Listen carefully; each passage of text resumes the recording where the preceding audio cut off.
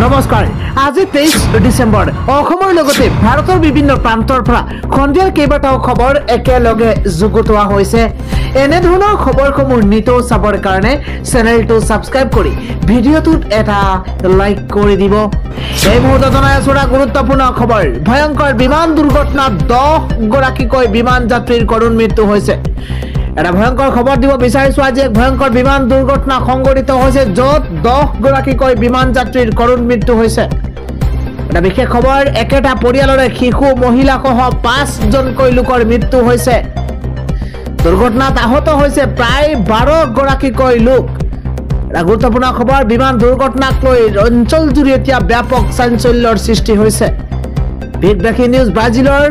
গ্ৰেমাডত সংঘটিত হৈছে ভয়ংকৰ বিমান দুৰ্ঘটনা পৰৱৰ্তী খবৰটো হৈছে অসমত খলনি হ'ব নেকি চৰকাৰ অসমৰ সকলোকে ধৰি কৰি দিব এবাৰ ৰাইজৰ দলে অখিল গগৈয়ে বিচাৰিছে মাত্ৰ 10টা বছৰ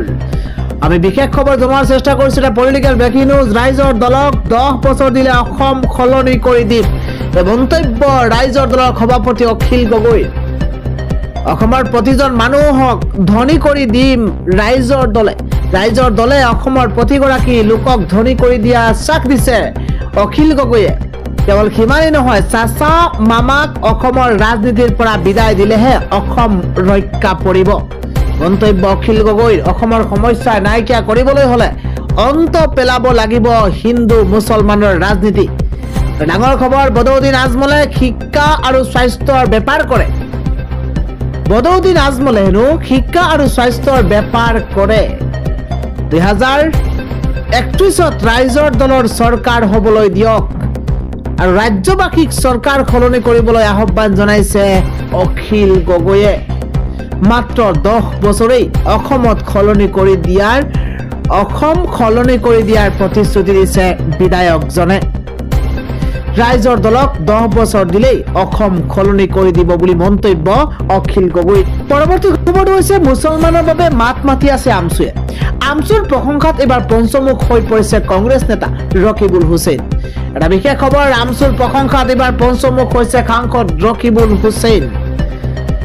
আমচুৰ সৈতে জন্মৰ লগ্নৰে পৰা মই জড়িত হৈ আছো বুলি মন্তব্য এবাৰ ৰকিবুল হুছেইনৰ কেৱল সিমানেই নহয় আমচুৰ অধিকাৰক লৈ মাত মাতি আহিছে মুছলমানৰ অধিকাৰক লৈ মাত মাতি আহিছে আমচুৱে এনআৰচিৰ ক্ষেত্ৰতো আমচুৰ বিশেষ ভূমিকা আছে বুলি মন্তব্য এবাৰ মুছলমানে নিজৰ নাগৰিকত্ব প্ৰমাণ কৰিবলৈ ঘূৰি ফুৰিবলগীয়া হৈছিল আমচুৰ কষ্ট আৰু ত্যাগৰ ফলত মুছলমানে মূৰ দাঙি ঘূৰিব পাৰিছে আৰু যিসকলে নিজক ফাঁকি দিছে তেওঁলোকৰ বাবে জাতিটো বদনামী হৈছে আজানৰ সময়ত বাখন বন্ধ কৰি পুনৰ আমচুক ধন্যবাদ ৰকিবুল হুছেইনৰ আমচুৰ প্ৰশংসাত পঞ্চমুখ হৈ পৰিছে সাংসদ ৰকিবুল হুছেইন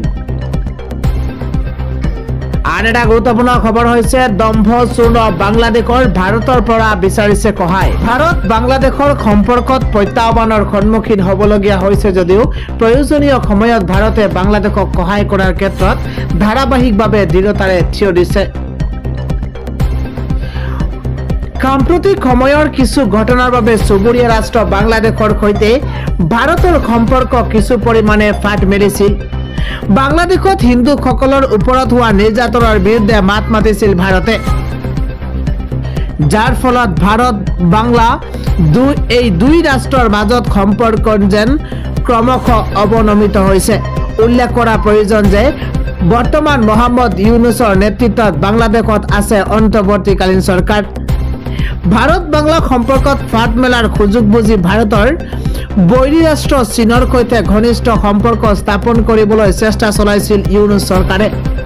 কিন্তু শেহতীয়া এই ঘটনাই পুনৰ চৰ্চা লাভ কৰা পৰিলক্ষিত হৈছে কিয়নো পুনৰবাৰ ভাৰতৰ পৰা সহায় বিচাৰিছে বাংলাদেশী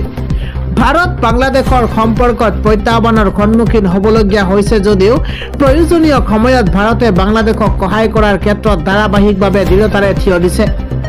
বাংলাদেশৰ পৰা খগনাই অভিযোগ উত্থাপন হোৱাৰ পাছতো নতুন দিল্লীয়ে নিজৰ চুবুৰী প্ৰথম নীতিৰ অধীনত সহায় আগবঢ়াইছে বাংলাদেশলৈ খাদ্য যোগানৰ সংকট আৰু আকাশলংঘী মুদ্ৰাস্ফীতিৰ মাজতে বাংলাদেশৰ অন্তৰ্বৰ্তীকালীন চৰকাৰে ভাৰতৰ পৰা 50,000 টন চাউল ক্ৰয় কৰাৰ সিদ্ধান্ত লৈছে। উল্লেখযোগ্য যে চুবুৰীয়া দেশখনে এই চাউল ৰাজ্যৰ পৃষ্ঠপোষকতাত খাদ্য বিতৰণ কাৰ্যসূচীৰ বাবে ব্যৱহাৰ কৰিব আৰু ভাৰতে ইয়াক বাংলাদেশৰ বিত্ত উপদেষ্টা সালেহুদ্দিন আহমেদৰ অধ্যক্ষতাত অৰ্থনৈতিক পৰিক্ৰমা পৰামৰ্শদাতা সমিতিৰ বৈঠকত এই প্ৰস্তাৱত অনুমোদন জনোৱা হয়। গুৰুত্বপূৰ্ণ বৈঠকৰ পাছত বাংলাদেশৰ খাদ্য মন্ত্ৰালয়ে মেছাৰ্ছ বাগাডিয়া ব্ৰাদাৰ্ছ প্ৰাইভেট লিমিটেডৰ পৰা প্ৰতি টনত 456.67 মাৰ্কিন ডলাৰৰ চাউল আমদানি কৰাৰ পৰিকল্পনা কৰিছে। বাংলাদেশৰ খাদ্য মন্ত্ৰালয়ৰ মতে বাংলাদেশত চলিত বৰ্ষত 17 ডিচেম্বৰলৈ 7,42,000 টন চাউলকে ধৰি 1.11 মিলিয়ন টন খাদ্য মজুত ৰাখিছিল। চলিত বৰ্ষৰ বিত্তীয় বৰ্ষত 2 টন খাদ্য শস্য আমদানি কৰিছে, য'ত 54,170 টন চাউল অন্তৰ্ভুক্ত আছে। 2024-25 বিত্তীয় বৰ্ষৰ বাবে চৰকাৰে বিভিন্ন মাধ্যমেৰে 20 মিলিয়ন টন খাদ্য শস্য বিতৰণৰ পৰিকল্পনা কৰিছে।